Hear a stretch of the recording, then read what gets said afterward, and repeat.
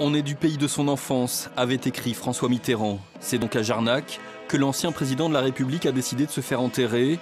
Jarnac, sa ville natale au cœur de la Charente viticole, à laquelle le président socialiste faisait parfois allusion.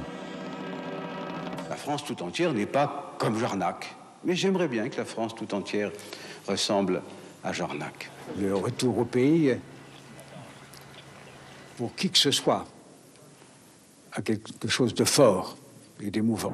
Le 11 janvier 1996, Jarnac est projeté sur le devant de la scène médiatique. Ce jour-là, une image frappe les esprits. Les deux familles Mitterrand sont réunies autour du cercueil. L'officiel d'un côté et sa fille cachée de l'autre. Les Français n'ont appris l'existence de cette dernière que peu de temps auparavant. Un des secrets les mieux gardés de la Ve République, un secret d'État, un secret de famille qui en a choqué plus d'un.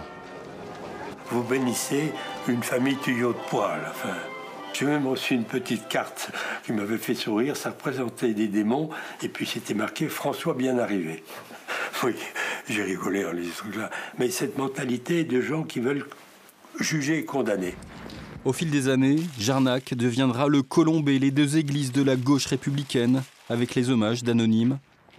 C'est une partie de l'histoire de France qui est partie. Je crois que c'est un grand président. Je crois qu'il restera dans les années plus tard, avec l'histoire. Un grand président. Mitterrand était quelqu'un de formidable. Et je viens ici tous les ans pour je le respecte trop. Des souvenirs de locaux sont même parfois savoureux. Moi, je ne suis pas socialiste et je suis de Jarnac pourtant et j'ai connu François Mitterrand quand il était jeune. Jeune de droite. Mais Jarnac a surtout accueilli le bal des puissants. Certaines années, le cimetière s'est ainsi transformé en arène politique, comme en 2011, lors de primaires socialistes pour les présidentielles, où Martine Aubry et Ségolène Royal revendiquaient chacune l'héritage du président défunt. François Mitterrand, c'est pour moi le volontarisme, le courage et la volonté de réconcilier la France avec elle-même et de la porter haut dans le monde. La leçon qu'il a transmise, c'est celle-ci. La cause que nous défendons et que nous servons est plus grande que nous. François Hollande, qui finira par devenir le deuxième président socialiste de la Ve République, est venu lui aussi à Jarnac s'inspirer du parcours de Mitterrand pour atteindre la fonction suprême. Mon devoir de candidat, c'est à la fois de rappeler ce qu'il a fait et en même temps de comprendre comment il a fait. Dans le camp d'en face, rares furent les hommes de droite présents à Jarnac lors de cérémonies dédiées à François Mitterrand. Jean-Pierre Raffarin aura été l'un d'entre eux.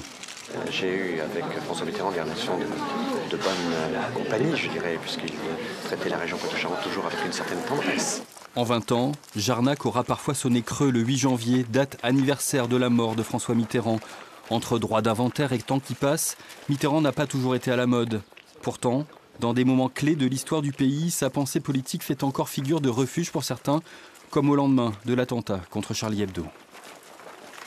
Combien de fois François Mitterrand a dit « Je suis le garant de l'unité nationale », ce qui veut dire que, déjà à son époque, c'était indispensable et nécessaire.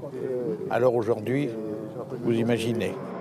L'esprit de Mitterrand plane toujours sur Jarnac. Cette petite ville de 4500 habitants aura à jamais son nom lié à celui de cet enfant du pays qui a dirigé la France pendant 14 ans à la fin du XXe siècle.